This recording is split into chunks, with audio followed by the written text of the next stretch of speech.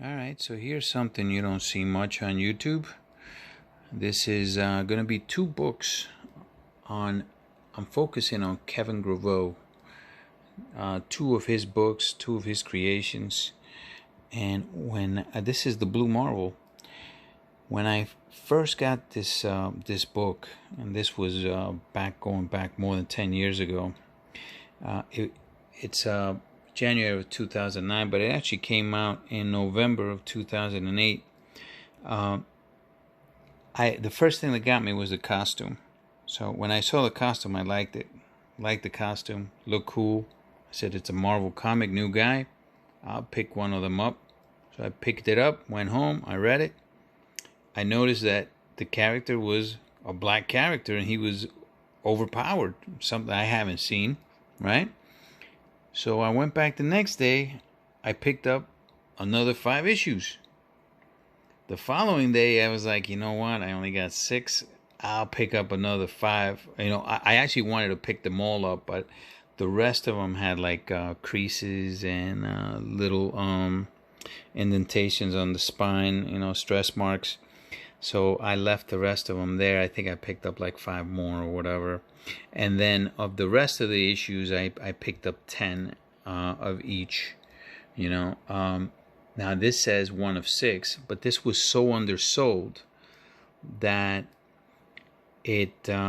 Marvel like canceled the 6th issue and it made it 1 of 5, So that's one thing that I don't know if some people notice, but it's 1 of 6, but it's actually 1 of 5 in reality.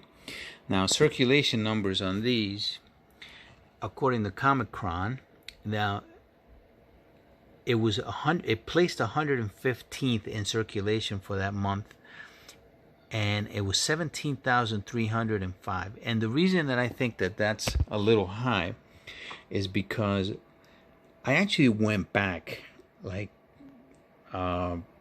3 weeks afterward. I don't remember the amount of time that passed by, because whenever I went to the LCS, he still had them there. So when I went back, specifically, I went back and I looked for them and they were gone. So I asked him, "Did you sell them?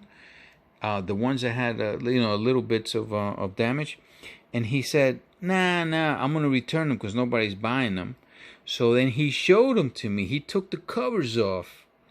He took the covers off of them and he was shipping them back to I think it was Diamond.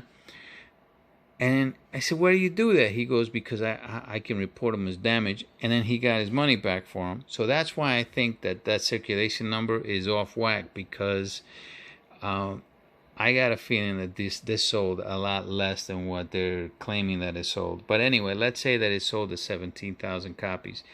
That's pretty freaking small, man, for a Marvel comic, That's very rare, It's not like the Goon or that only sells like 2,000 copies, or it's not nothing like that, or Harbinger that's only 10,900, but it's still, for a Marvel comic, super low,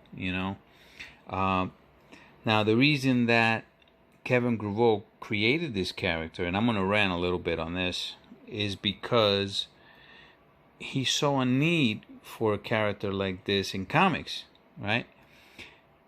Kevin Grevioux grew up liking Thor, Fantastic Four, the Hulk, his favorite comics, Silver Surfer. Also, he mentions that on several interviews that he's done. And as a matter of fact, he actually wrote a book. He freelanced a book for Marvel, a What If Marvel book, where Thor snaps the Sentry's neck like a twig, which I believe is what should happen when Thor faces the Sentry, by the way, okay? The Sentry, he's an okay character. I like him and everything, but, I mean, you're taking ginseng for power, my friend, and you're going up against a god, and I'm with Kevin Grevioux on that, But anyway, when he was growing up, he saw the need for a black character that can hang with guys like that.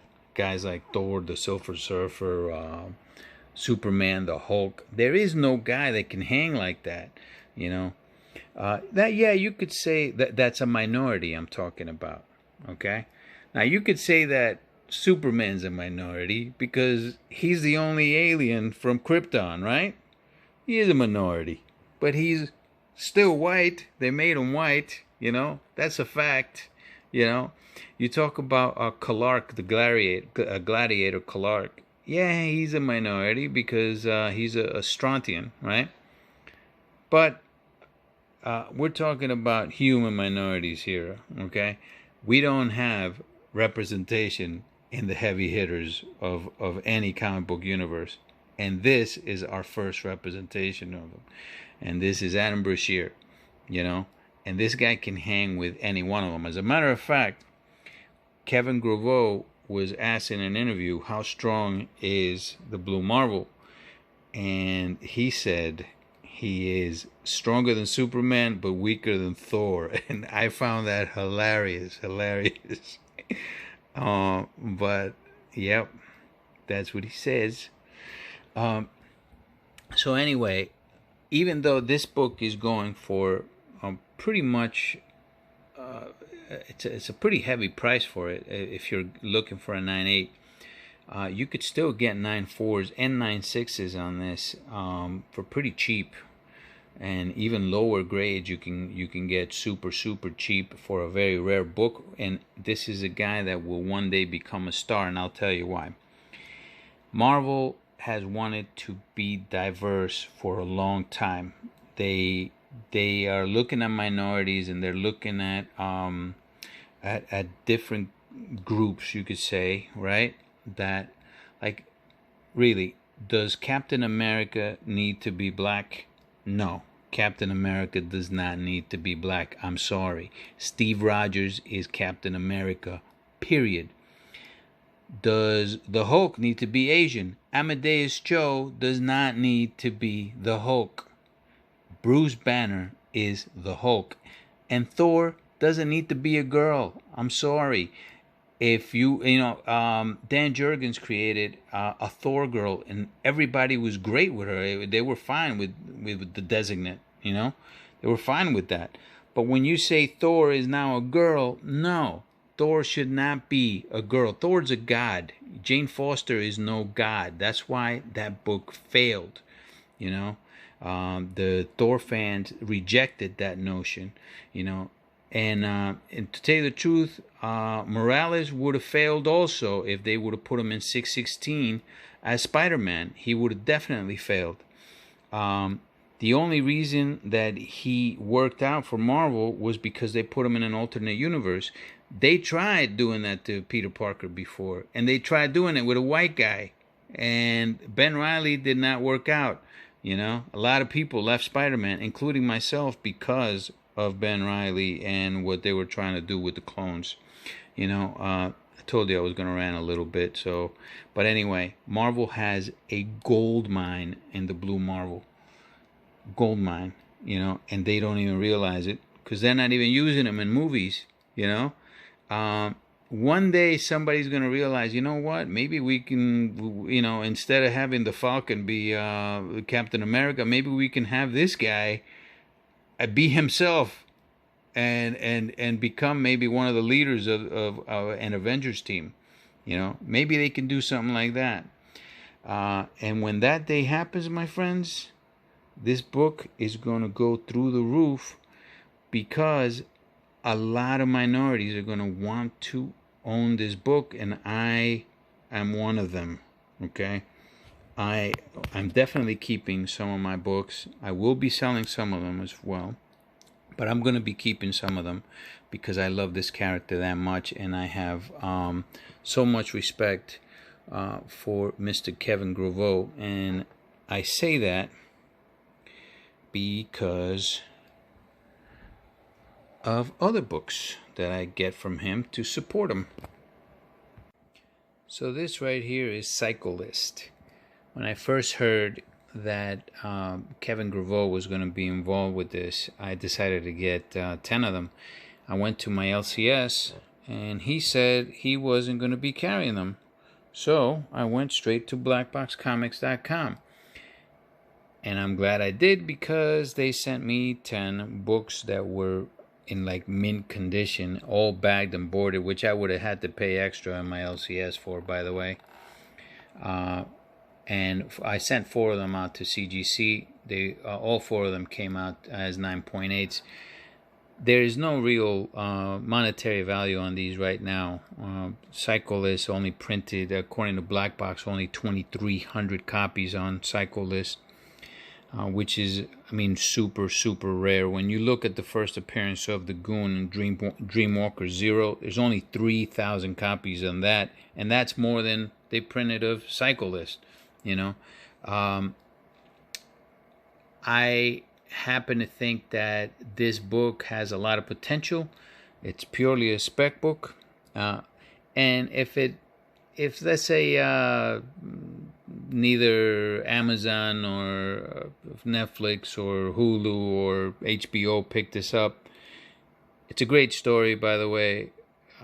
I think it can be picked up by anybody. This guy reminds me a lot of Dexter, even though he's a detective. But he reminds me of Dexter. A different twist, though.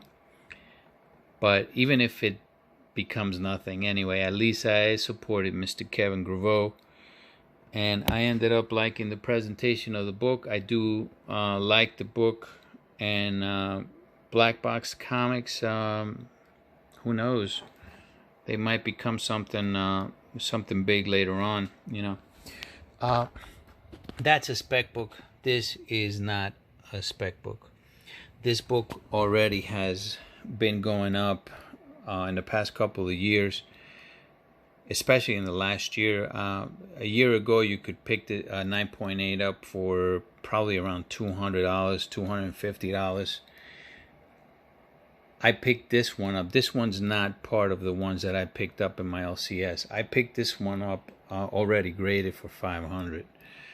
I have 2 9.8s, but to me, it's worth it because of the significance of the book. To me, not only that, but because of the circulation. Now, the circulation numbers. This is right from CGC. All right. There's one lucky guy here. They got a 9.9. One guy. 92 as of right now, and we're in April 9th of 2020. 92 9.8s, 78 9.6s, 28 9.4s, 24 9.2s. Total graded so far 249, which is not a lot out of 17,000 copies. But as far as getting high grades like this, look at that spine and you tell me if any little mark on that spine is going to show, and the answer is yes. It'll either show on the front or it will show on that green back. It's a bright green too. And then over here is a very dark gray. It's going to be, I would say when all this is said and done, it's going to be probably around 400 to 500 9.8s. And I'm probably being generous on that. Only because of the stock and the scarcity of the book itself. Usually when people send stuff to CGC, they send their best stock, and right now we got 92 out there. I don't think we're going to get too many of those. And as far as moderns, to get 400 to 500 modern 9.8s, that's pretty rare. And like I said, I don't think it's even going to reach that. As far as Marvel, building on minorities, they have minority characters that they can build on. This is just one of them. I don't know if anybody is aware of the White Tiger when he first came out, and I think it was Peter Parker. He was a Puerto Rican guy, and it was a great read for me.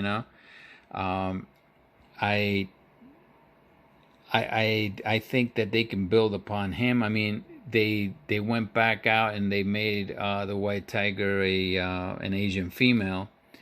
That's all right, but they did have a Puerto Rican white tiger at first. Wolverine has a great villain. He's an Asian guy, the Gorgon, and Wolverine number 20 by Mark Millar. Mark Millar created him. Great character that they can build upon as well. There are characters out there, but Marvel just hasn't realized what they had. And when they do, then I believe that this guy right here is going to be something really big. Paying a stiff price for this right now, if you go out to buy it, yes, you will, especially with people not working and stuff. But, you know, maybe you can wait. But if it's something that maybe the prices might come down and you might be able to get a great deal out of this. It's a possibility, not out of the realm. 9.6 or a 9.4, you can probably get a 9.6 for they're going for $350, but I've seen them go for less. And 9.4s you can get for around $250, maybe $200 if you're lucky, you know. Or you can just take a chance and get a raw copy, you know, send it out. But that's my video for today. This is for you, Mr. Let. I hope you guys like this.